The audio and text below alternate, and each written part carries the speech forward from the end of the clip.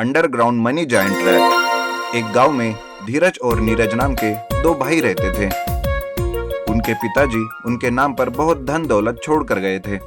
दोनों भाई बड़े ही मिलजुल कर रहते थे, लेकिन धीरज का मन बड़ा ही कठोर था। वो कभी किसी गरीब की मदद नहीं करता था। लेकिन नीरज दिल का बहुत दयालु था। उसके मन में हमेशा गरीबों के लिए दया रहती थी। एक दिन नीरज घर के बाहर एक गरीब आदमी को भीख में कुछ पैसे दे रहा था। तभी धीरज उसे देखकर कहता है, अरे नीरज, क्या तुम पागल हो गए हो क्या? ऐसे कब तक गरीबों में रुपए बांटते रहोगे? एक दिन तुम्हारा सारा रुपया ले लेंगे ये भिखारी। लेकिन ऐसे किसी गरीब की मदद करके मुझे बहुत अच्छा लगता है भैया। मेरा तो फर्ज था तुम्हें समझाना। आगे तुम्हारी मर्जी। सुधारना है तो सुधरो, वरना डुबाते रहो अपनी सारी जायदाद। ऐसे ही धीरज अपने भाई को समझाते रहता है, लेकिन नीरज कभी गरीबों को मदद करने से नहीं चूकता। नीरज का ऐसे गरीबों को मदद करना धीरज को भी पसंद नहीं आता और वो सोचता है, अगर ऐसा ही रहा तो ये छोटा भाई मेरे सारे पैसे गरीबों में बांट देगा।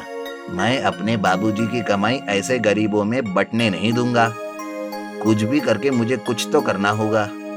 धीरज एक प्लान बनाता है और वो घर आकर नीरज से कहता है, अरे मेरे भाई, मैं बर्बाद हो गया। बिजनेस में मेरा पूरा लॉस हो गया। मेरे पास अब फूटी कौड़ी भी नहीं बची। अब मैं क्या करूंगा मेरे भाई? नहीं भाई, आप यूं नाराज मत होइए। मेरे पैसे भी तो आपके ही है। अरे तेरे पैसे मैं क्यों लूंगा भला?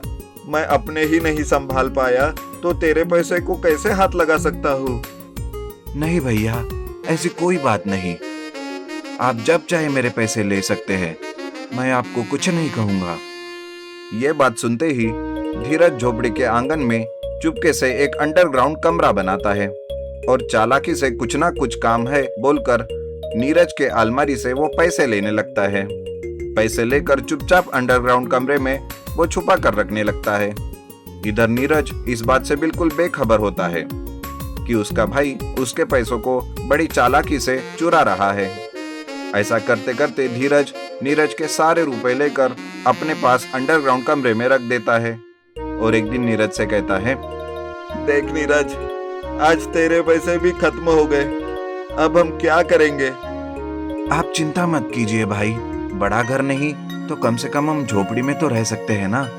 मैं शहर जाकर काम करता हूँ और आपको वहां से पैसे भेजूंगा। वाह, मेरा भाई कितना अच्छा है, मुझे आज पता चला। ऐसा बोलकर नीरज शहर जाकर काम करता है और मिले हुए रुपए में से कुछ रुपए अपने भाई को भेजता है। फिर एक दिन नीरज का एक दोस्त उसे शहर में मिलता है और वो कहता है, अरे नीरज, तुम यहाँ इतनी मेहनत कर रहे हो, लेकिन तुम्हारा भाई तो गांव में मजे से जिंदगी जी रहा है। अरे नहीं सुंदर, भाई को तो मैं पैसे भेजता हूँ। उस रुपए पर ही वो अपनी जिंदगी जी रहे हैं। लेकिन वो तो अच्छे से कार से घूमता है और रोज रोज पिज्जा भी ऑर्डर करके खाता है। नीरज मना करता है, लेकिन दूसरे दिन वो गांव में जाकर देखता है। वो घर जाता ही रहता है, तभी उसे एक पिज्जा वाला उसकी झोपड़ी में डिलीवरी करते हुए दिखता है। उसके जाने के बाद नीरज चुपके से झोपड़ी में जाता है, लेकिन उसे वहां कोई नहीं दिखता। तभी उसे एक चूहा झोपड़ी के छोटे गड्ढे से नीचे जाता हुआ दिखता है। नीरज उस गड्ढे के पास जाकर कान लगाकर सुनने की कोशिश करता है। उसका शक और बढ़ जाता है और वो फिर से एक चूहे को लेकर उसके पैरों को गोंद लगाकर उस गड्ढे में छोड़ता है। थोड़ी देर में वो चूहा जब वापस आता है तो चूहे के पैरों में एक 2000 रुपए का नोट लगा हुआ होता है। वो देखकर नीरज का शक यकीन में बदल जाता है। नीरज अंडरग्राउंड जाने के लिए रास्ता खोजता है। तभी उसे आंगन में वो रास्ता मिलता है और उस रास्ते से वो अंडरग्राउंड में जाता है। जैसे ही वो अंडरग्राउंड जाता है, वो चौंक जाता है। वो देखता है तो धीरज मजे से पिज्जा खाता रहता है। वो वापस ऊपर आ जाता है और झोपड़ी के अंदर धीरज का इंतजार करता रहता है। कुछ देर के बाद धीरज आता है और कहता है, अरे नीरज, तुम कब आए? मुझे तो पता ही नहीं। आप कहाँ गए थे भाई? अरे भाई, गया था कुछ भीख मांगने। 2 दिनों से कुछ खाया नहीं है ना। अच्छा, तो आजकल पिज्जा भीख में मांगकर खा रहे हो क्या? मुझे सब पता चल गया है भाई। आपने मुझसे झूठ बोला और मेरे सारे पैसे आपने ले लिए।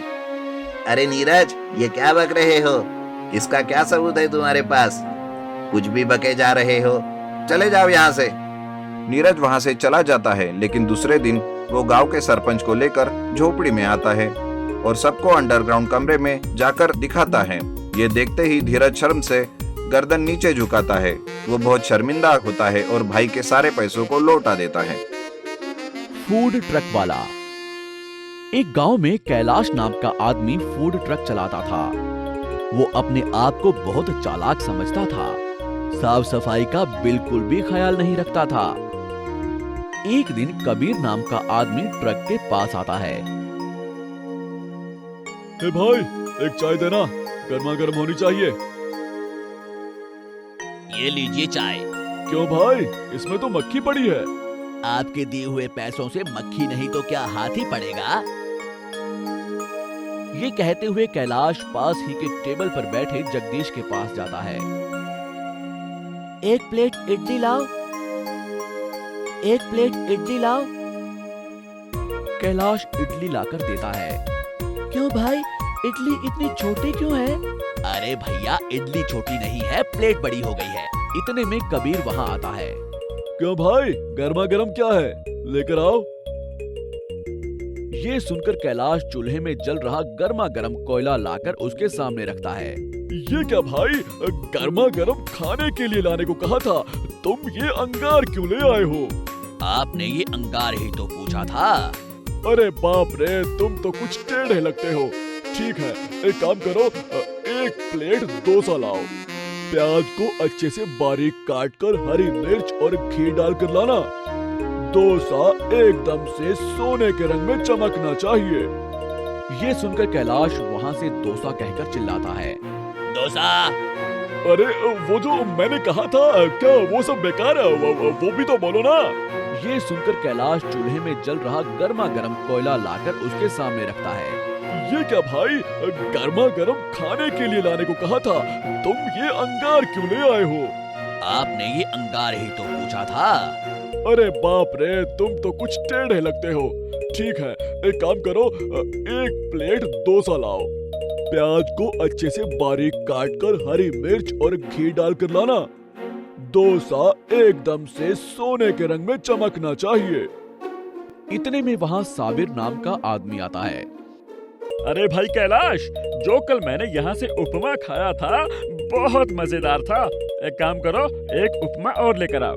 जी ठीक है, लाता हूँ। कैलाश उपमा लाकर देता है।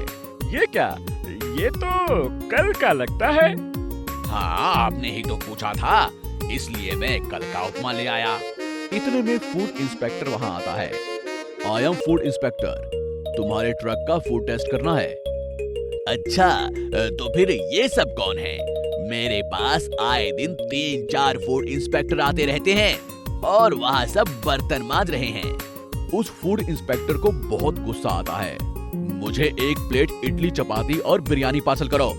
इन सब का क्या करोगे? कहीं जाकर बेचोगे क्या? इन सब को लैब में ले जाकर टेस्ट करना है। अरे ये एक नया बहाना है, मैं 1 रुपए का भी डिस्काउंट नहीं दूंगा। डिस्काउंट कौन देगा ये पता चल जाएगा। पहले तुम ये सब पार्सल करो। ये लीजिए। फूड इंस्पेक्टर को पार्सल देता है। कांस्टेबल, इस ट्रक को सीज करो, ये सब बासी खाना बेच रहा है।